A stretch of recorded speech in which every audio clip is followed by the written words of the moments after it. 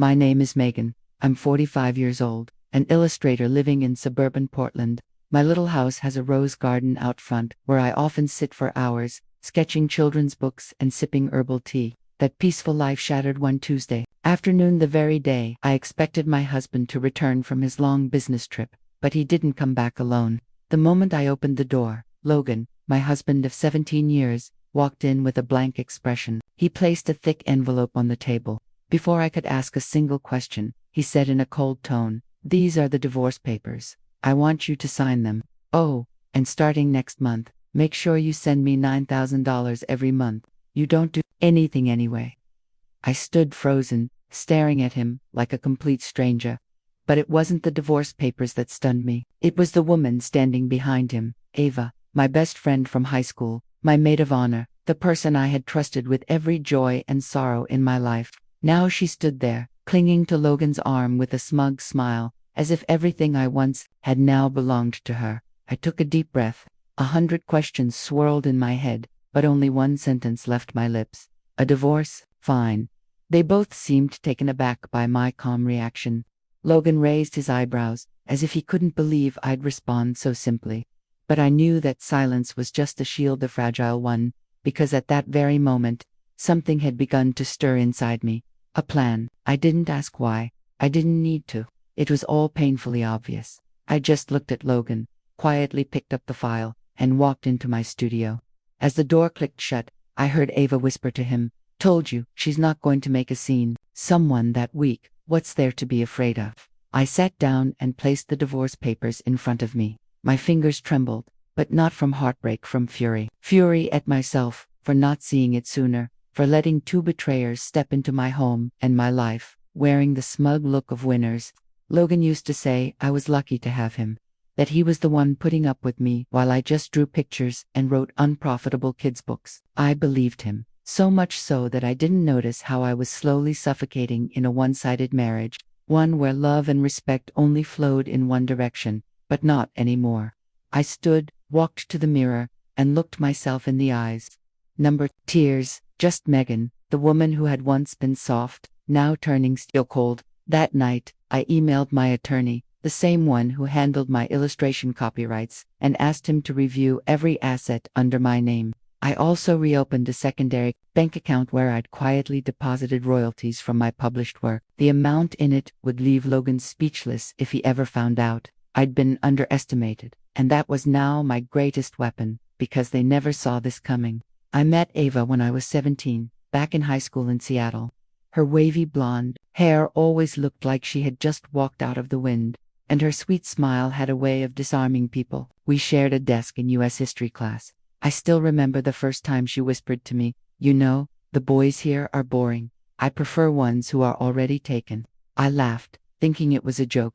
But year after year, Ava would accidentally grow close to her friends' boyfriends, and it always ended with her saying, "I didn't do anything. They were the ones who made the move." Still, I stayed close to her, partly because Ava had a way of making you feel special. The other part, maybe because I thought I was different. I believed she'd never do that to me, especially since she was the first to know I liked Logan, the guy in my advanced art class who later became my husband. When Logan confessed his feelings, I was shocked. For most of senior year, I thought he liked Ava. They had worked on an illustration project together, and I'd seen them laughing in the library more than once. But Logan chose me, and Ava surprisingly smiled and said, "I'm happy for you, really." And I believed her. We went to college in different cities, but stayed in touch. On weekends, the three of us, me, Logan, and Ava, would meet at a little coffee shop downtown. We called it our safe corner, where there were no assignments, no exams, no pressure, just warm lattes, soft jazz, and laughter. When I was 28, Ava told me she was engaged to a man named Graham, an architect at a big design firm in Chicago.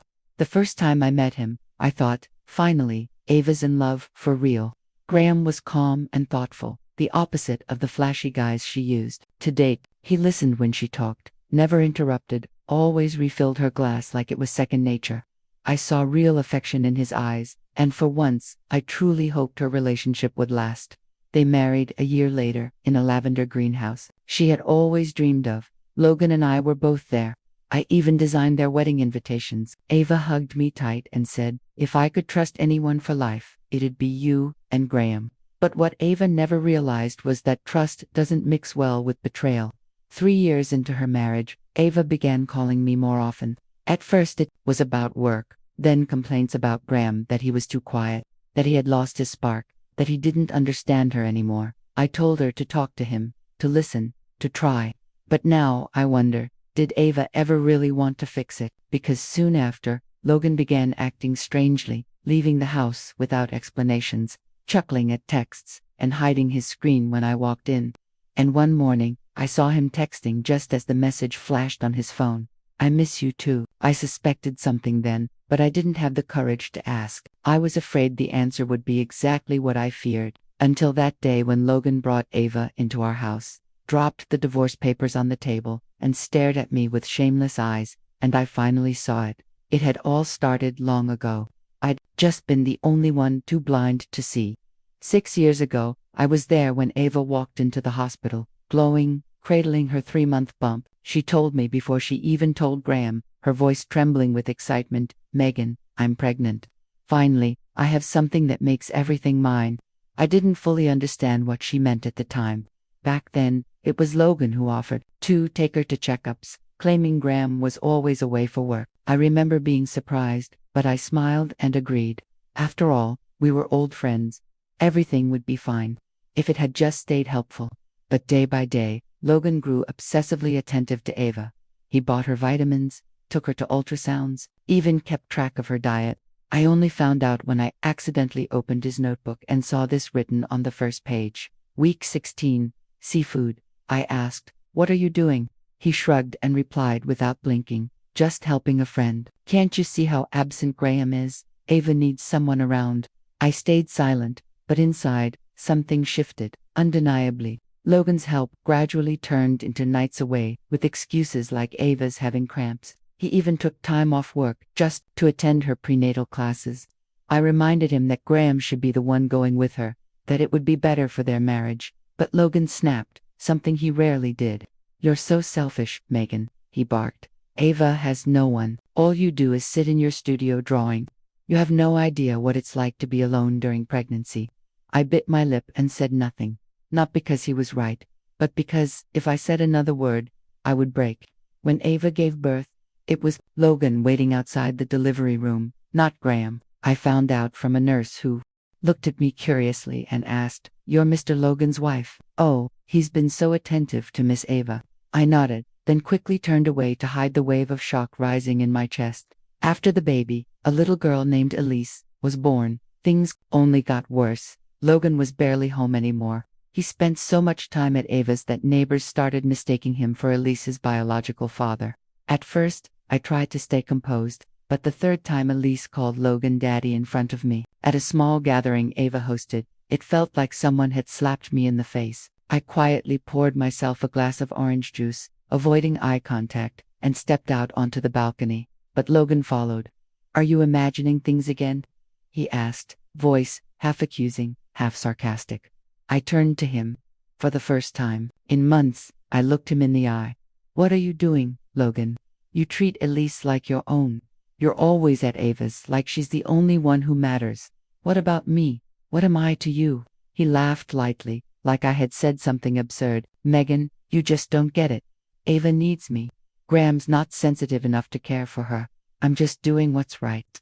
And I don't need you. I asked, my voice strained from holding back. He paused, then turned away. You're too independent. Megan, you don't need anyone. That line pierced me like an icy needle. Yes, I'm independent. I know how to take care of myself, to build my own world. But that doesn't mean I want to be forgotten or quietly replaced by the person who used to be my best friend. From that day, there was a rift between Logan and me that nothing could fill.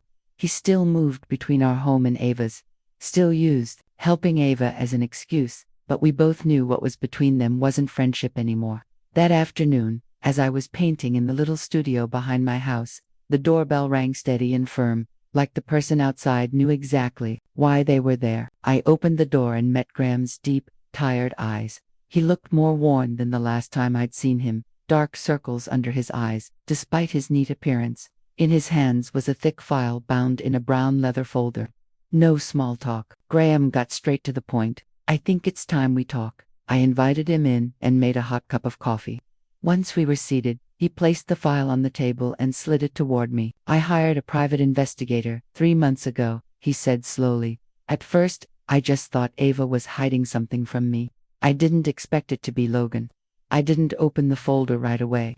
My heart pounded, my chest heavy like a stone, was pressing down on it, but I kept my expression neutral, trying to stay composed. Graham continued, they've been meeting at a hotel less than 5 miles from here, 3 times a week. There's video footage, receipts, even security camera images of them leaving together early in the morning. I went numb. No more denial. No more hoping I was wrong. No more excuses to shield me from the truth. Why did you choose to tell me? I asked after a long silence. Graham looked at me, his voice low. Because I know you're not like Ava. You have self-respect, and I don't want Elise to grow up in a world full of lies. He exhaled deeply, weariness in his eyes. I've thought about divorce, but Elise, she's still so young.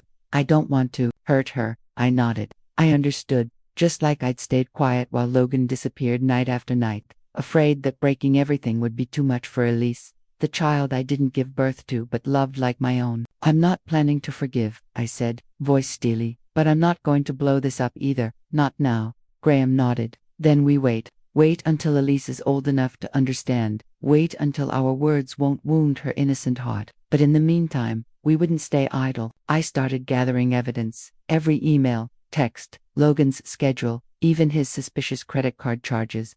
Graham did the same on Ava's end.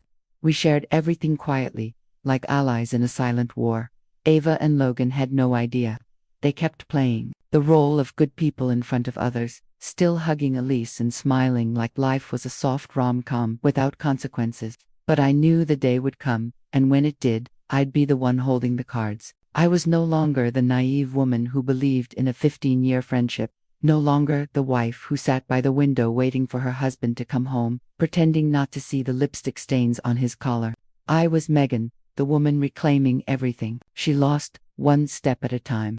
Graham and I met every weekend under the pretense of co-parenting Elise or art lessons for the kid. No one questioned us. 2 outsiders, we were 2 mature adults raising a child. But only we knew every smile, every nod, was part of a long game. Once, as Elise napped on the sofa, Graham looked at me and whispered, I used to think Ava was someone I could trust for life. I smiled sadly. I used to think the same. No more words. Just a shared look of understanding and the resolve in our hearts that someday the truth would come out not with rage, but with strategy, patience, and the quiet strength of those who have been hurt too deeply to tremble anymore. I found out I was sick during a routine checkup when the doctor frowned at the ultrasound and said, there are some abnormal results. We'll need to run more specialized tests. I still remember sitting in the waiting room, clutching my medical folder, heart pounding like it was being squeezed tight. A week later, I got the results. A large benign ovarian tumor that required early surgery and long-term hormone treatment. Not life-threatening, but serious enough to keep me in the hospital for months of observation. I didn't cry. I didn't panic. I just felt tired. I'd always been the strong one, carrying everything, quietly. But standing outside the hospital room under dim yellow lights and the buzz of the PA system, I suddenly felt unbelievably small. I called Logan, not because I needed him, but because I wanted to see if any sliver of decency remained in him. He answered on the 6th ring, voice indifferent. Yeah, what do you need? I hesitated, then said, I need to be hospitalized for a while. Some health issues. There was silence on his end. I'm busy with work, but maybe I'll swing by if I have time. That was it. No, what's wrong? No, what hospital? No concern.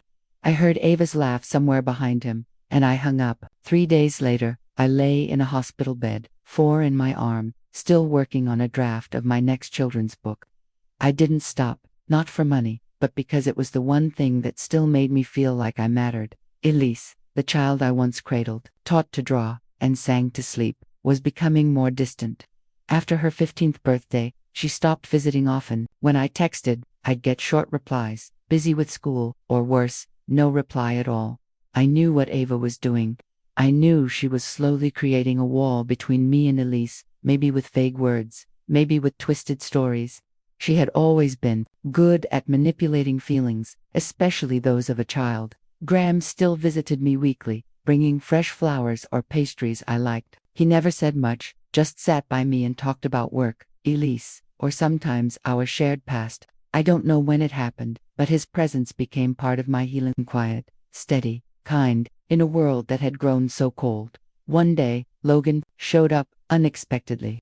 He wore a white shirt, wrinkled jeans, and carried a bag of fruit, the kind I'm allergic to. As soon as he stepped into the room, he said, "Just stopping by real quick. Ava's waiting in the car." I nodded, saying nothing. He looked around, his eyes landing on my half-colored sketch. Then he smirked.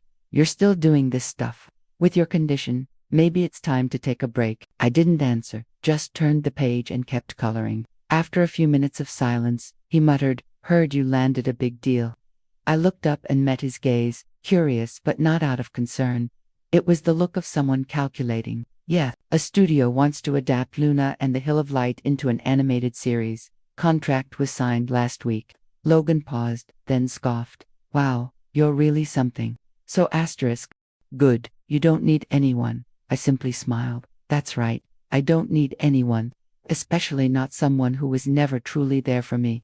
He didn't say another word, just turned and walked out, leaving behind the fading shadow of a man who was once called a husband. And I went back to the colored pencil in my hand, sketching an open door that led to a new sky, one without betrayal, without mocking laughter, and without anyone walking into my life only to leave like they were never there. I had only stepped out of the hospital room for some tests, barely 15 minutes when I returned.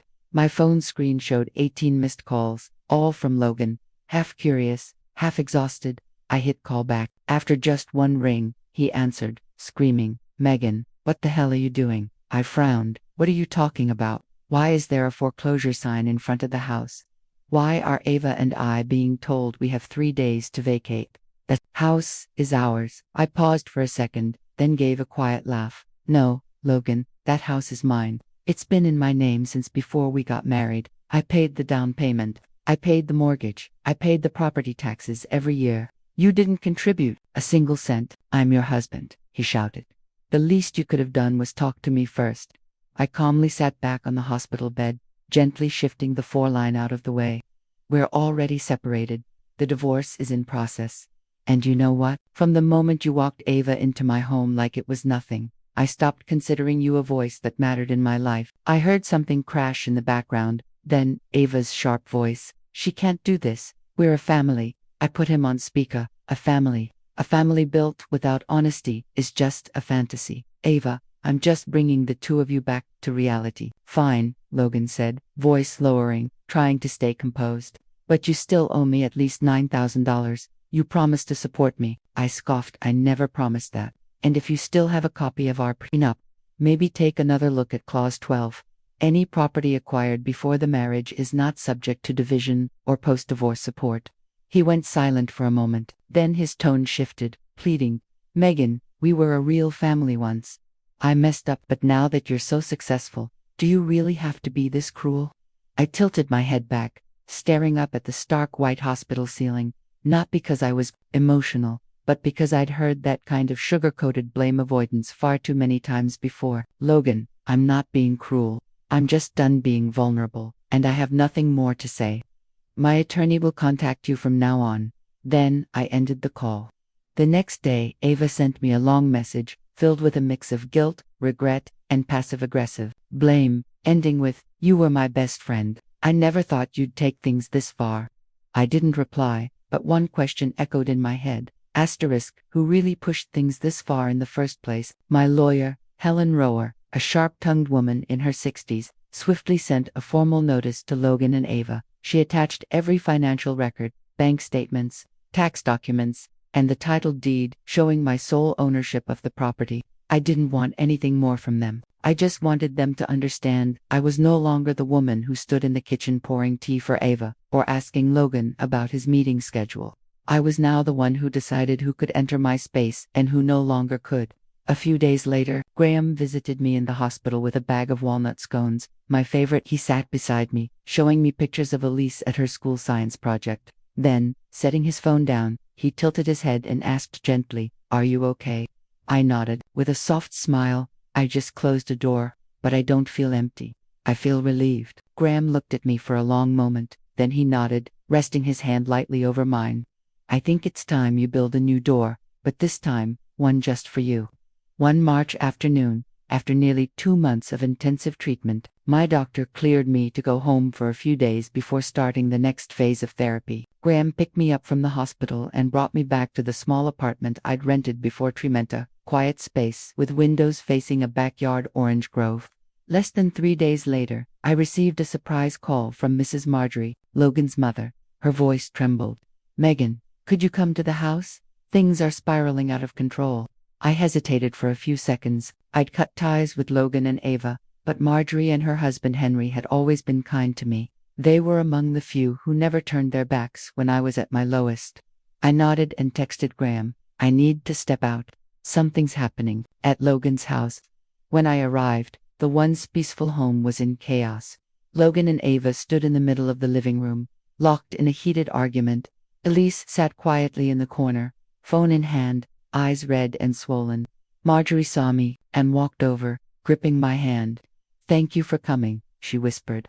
"Elise wanted to see you, but there's more going on." I stepped into the room with a mix of emotions, and before I could say a word, Elise stood up and looked me in the eye. She looked more mature than the last time I saw her, her gaze deep and resolute, far from a typical 15-year-old Megan. She said, her first time calling me that in months. I blinked. "Elise, ..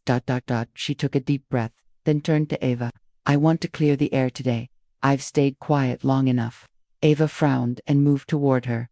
"Elise, what are you doing? Family matters shouldn't involve outsiders." "You are not my family," Elise cut in, her voice so firm it silenced the whole room. Ava went pale. Logan stared at Elise as if he couldn't believe what he was hearing.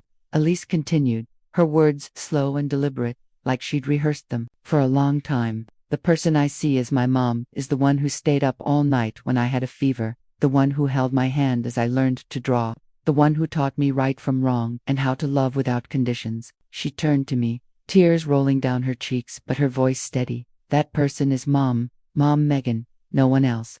I didn't know when my own tears had started to fall.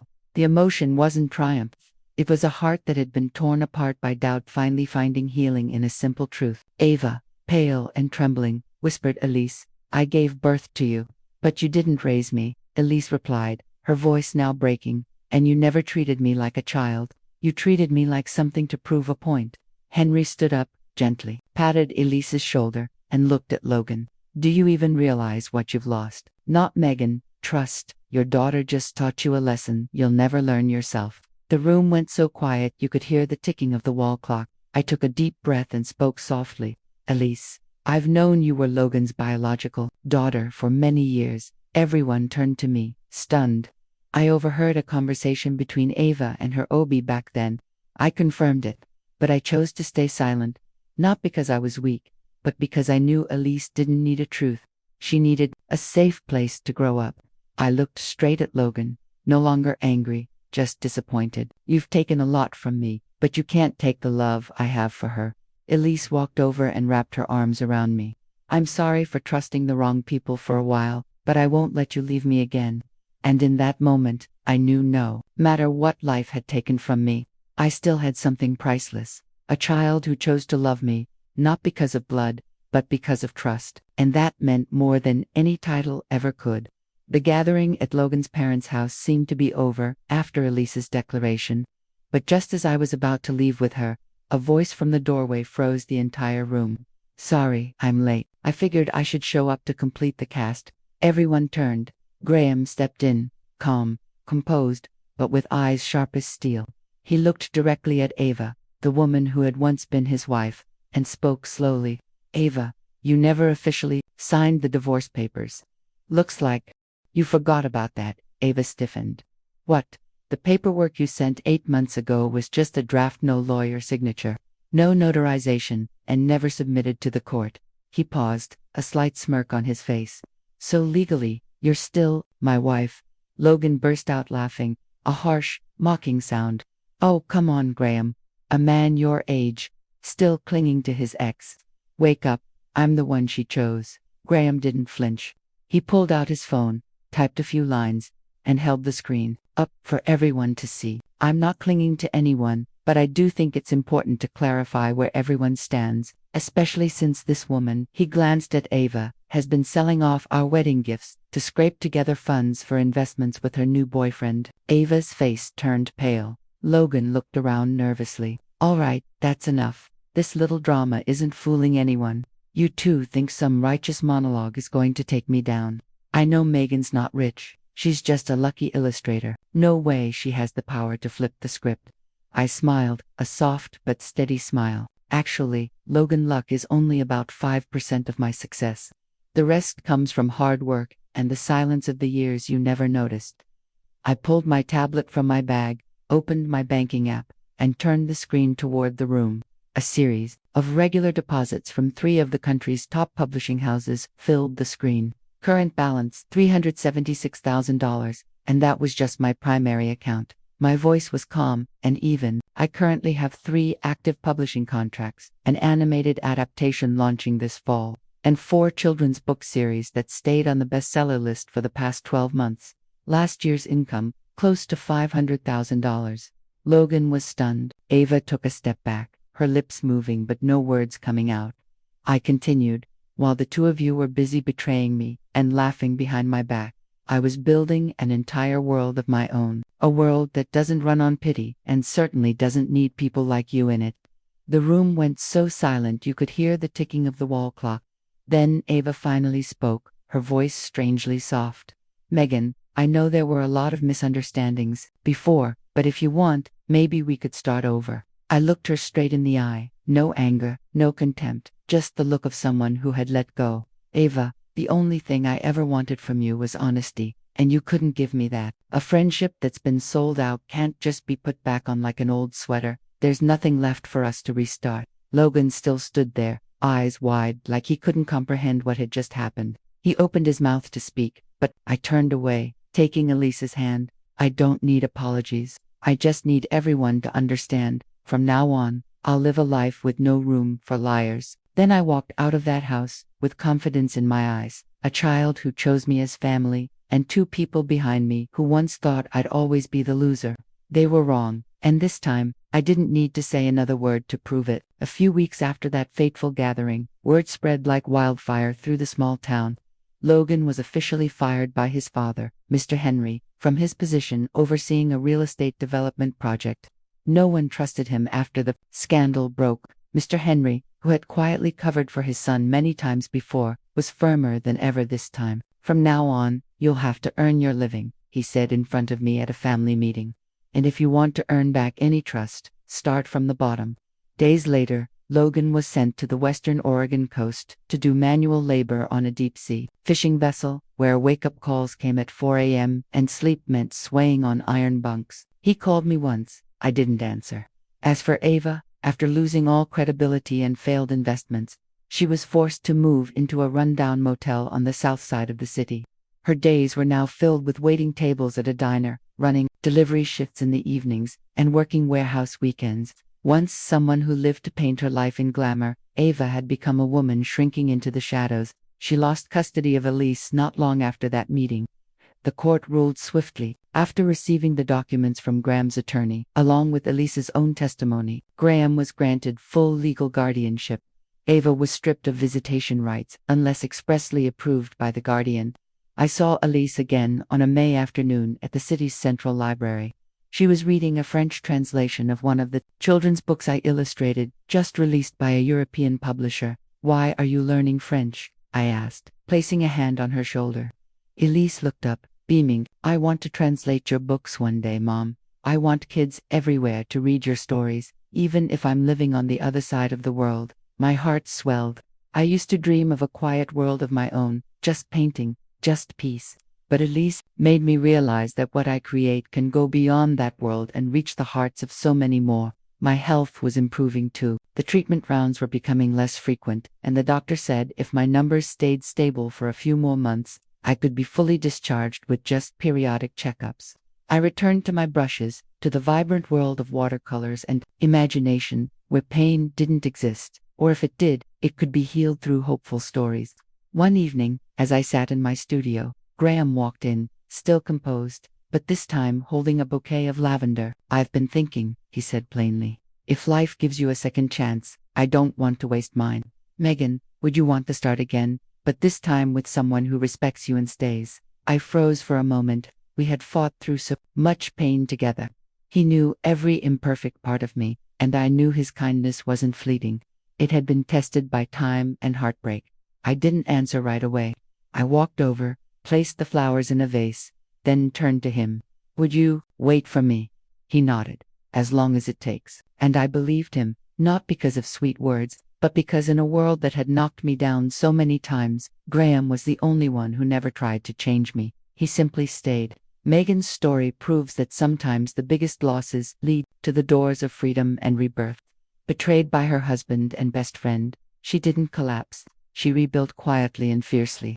Her resilience, kindness, and talent not only brought her justice but also inspired the next generation. In a world full of wounds, she chose to live truthfully, and that's the most beautiful victory of all. What do you think about Megan's journey and the choices she made? Share your thoughts in the comments, and don't forget to follow the channel for more heartfelt, powerful, and meaningful stories about family and life.